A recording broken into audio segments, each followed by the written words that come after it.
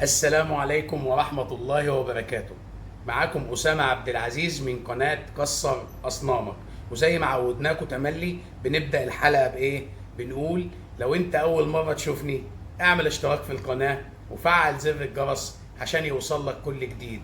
ولو عجبك المحتوى اللي بنقدمه يا ريت ما تبخلش علينا بإنك تعمل لايك وتعمل كومنت عشان نستفيد برأيك في الكومنت ونحس بالدعم فنقدر نوصل لكم المعلومات اكتر وتساعدونا على اننا نحاول نجتهد ونحسن من القناة. الحلقة النهاردة يا جماعة هتبقى حلقة خفيفة وبتتكلم عن شيء شبه منتشر او شبه في بعض البنات والولاد بياخدوه بدور الهزار بينهم وبين بعض، اللي هو الشخير. يعني ايه الشخير؟ وايه السبب؟ وهل هو مرض ولا هل هو عرض ولا امر طارئ بيحصل بظروفها؟ طيب تعالوا مبدئيا كده نتكلم يعني ايه شخير. نعرف الشخير بطريقة مبسطة. هو الشخير هو حالة من إعاقة التنفس أثناء النوم.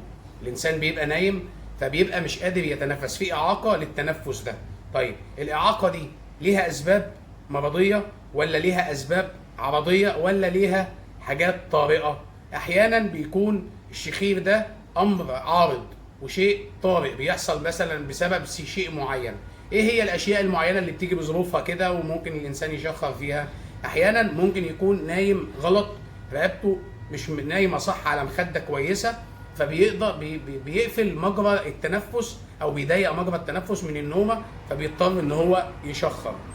دي اول حاجه. تاني حاجه ممكن يكون واكل قبل ما ينام اكل دسم او اكل كتير، فالموضوع ده كابس على معدته زي ما بيقولوا، او بيقولوا كابس على مراوحه زي ما بنسمع دايما، فمخليه ماهوش قادر يتنفس. احيانا حاجه ثالثه بيكون اجهاد زايد ومفرط في جسمه فبيأثر على بيبقى فيه نقص اكسجين في الجسم فهو محتاج اكسجين فبيحاول يتنفس اكتر فبيعمل حاله الشخير. ده الحاله الاولى اللي هي للشخير اللي هي الحاله الطارئه. طيب الحاله الثانيه اللي هي الحاله اللي ليها اعراض او ليها اسباب، اللي هي ايه؟ احيانا بيكون الشخير بسبب دهون الرقبه. الرقبه نفسها بتكون عامله دهون فبتبقى ايه؟ بتعيق او بتعوق مرور الهواء، القصبه الهوائيه والحاجات دي، او الدهون الحشويه اللي بتكون في المعده او حوالين البنكرياس حوالين الاعضاء الداخليه، الدهون الحشويه اللي بتعمل كرش. احيانا الدهون الحشويه دي بتضغط على الحجاب الحاجز فبناء عليه بيأثر على عمل الرئتين فبيأثر في حته التنفس. تمام؟ هنتكلم طبعا على العلاج في الاخر، يعني احنا بنقول بس الاسباب وفي الاخر خالص هنقول العلاج. طيب في حاجه ثالثه مهمه قوي ودي اللي بتبقى احيانا او بنقول عليها مرض. الشخير بيكون مرض. المرض ده اللي هو الضغط على الجهاز العصبي اللاواعي. يعني احيانا بيكون الضغط على الجهاز العصبي او العصب الحجابي ده بيأثر وبيعمل حاجه اسمها يعني ان هو بيضغط على اللي بيضايق الرئه فما بتعرفش تتنفس كويس. احيانا بيكون في ضعف في الهياكل بتاعه الجزء الخلفي من الحلق فبتضغط على مجرى الهواء، فبنفس الموضوع برضه بتأثر على التنفس فبيبدأ يحصل بسببها الشخير والصوت اللي احنا بنسمعه ومسميينه الشخير. طيب الحاجات دي احيانا بتحصل كده. طب ايه تاني ممكن يكون سبب في الشخير؟ احيانا بيكون بسبب نقص بعض الفيتامينات. زي ايه بقى؟ زي فيتامين ب 1 او فيتامين ب 1 وفيتامين د. الاثنين دول مهمين جدا للجهاز العصبي، فاحيانا بيكونوا هم دول سبب المشاكل وهم بيأثروا على الجهاز العصبي فبيأثروا على التنفس اثناء النوم زي ما قلنا الجهاز العصبي اللي هو اللاواعي. تمام؟ طيب ايه الحل بقى عشان نتخلص من الرجيم ده بقى؟ نتخلص من الشخير ده وعشان مراتك ما تعايركش بيه او انت تعاير زوجتك بيه وتخلص من الموضوع ده وتتنفس كويس وتعيش طبيعي.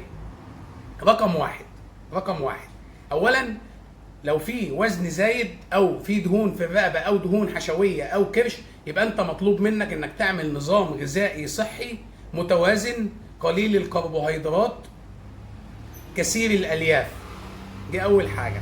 تاني حاجه هتلعب رياضة عشان الرياضة أولا بتزود سرعة الدم وبتنشط الدورة الدموية، فبتوصل الدم المحمل بالأكسجين والغذاء لجميع أجزاء الجسم، بجانب إن هي بتقوي عضلة القلب، بجانب إن هي بتفتح لك التنفس وبتديك نفس.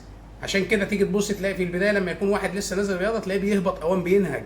لما بيجي بعد كده يتعود على الرياضه وعلى الجري والحاجات دي بتيجي تبص تلاقي نفسه طويل. هو ده المقصود بكلمه نفسه طويل، اللي هو تفتح الشعب الهوائيه وتفتح القصبه الهوائيه وتفتح الرئه انها تتنفس وتستوعب كميه اكبر من الاكسجين. تمام؟ نعمل ايه بقى تاني؟ نحاول نتعرض للشمس عشان ناخد فيتامين د. طيب لو احنا مثلا في بلاد الشمس فيها بتبقى قليله او ما بتطلعش دايما، نعمل ايه؟ ممكن ناخد مكملات غذائيه اللي هي فيتامين د. طيب لو مفيش مكملات غذائيه لفيتامين د نعمل ايه؟ ناخد فيتامين د من المأكولات. طيب المأكولات بقى اللي موجود فيها فيتامين د ايه هي؟ موجود فيتامين د موجود في الاسماك، في المشروم، في الالبان، في البرتقال، في صفار البيض، في الكبده، في الكورن فليكس. ده الموجود في بعض الحاجات اللي موجود فيها فيتامين د. طيب نيجي بقى للنقطة اللي بعدها. لو في الشخير ده سببه موضوع نقص فيتامين ب واحد اللي هو بيأثر على الجهاز العصبي، وخصوصا الجهاز العصبي اللي هو الجهاز العصبي اللاواعي او اللا ارادي اللي اثناء النوم. فيتامين ب واحد نجيبه منين؟ برضه نفس الموضوع، بنجيبه من مكملات من الصيدلية، عبارة عن فيتامين ب أو عائلة فيتامين ب 1 و3 و5 و12 و9 وحمض الفوليك وكده، وأحيانا في فيتامين ب لوحده، ده موجود في الصيدليات. طيب أنا ما عنديش المكملات دي أو مش حابب إن أنا آخد المكملات دي، أحل مشكلة الشخير إزاي؟ يبقى أنا هاكل الأكل الذي يحتوي على فيتامين ب عشان أحسن أداء الجهاز العصبي ده وابقى كويس واتخلص من مشكله الشخير. طيب اخد ايه بقى من الاكل اللي فيه فيتامين ب؟ السلمون، التونه، الفاصوليا، الرز البني، الحبوب الكامله، عيش القمح الكامل اللي معمول بالحبايه الكامله، البرتقان، لحم البقر، الزبادي، الشوفان، الشعير. كل الحاجات دي يعني الحاجات دي بعض من الحاجات اللي ممكن ننصحكم بيها اللي انتوا تاخدوها عشان ب واحد.